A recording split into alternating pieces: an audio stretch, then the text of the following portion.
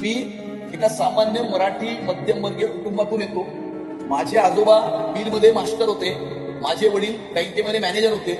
मला कुठलीही राजकीय पार्श्वभूमी नाही आणि एका मध्यमवर्गीय मराठी कुटुंबातून आलेला व्यक्ती हे प्रश्न उद्धव ठाकरेंना विचारत आहे.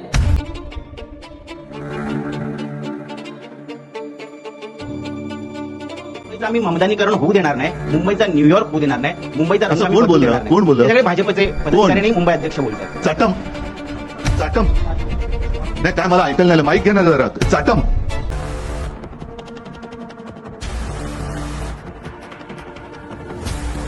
आणि त्यामुळे उद्धव ठाकरेंनी मला शिवी नाही घातली.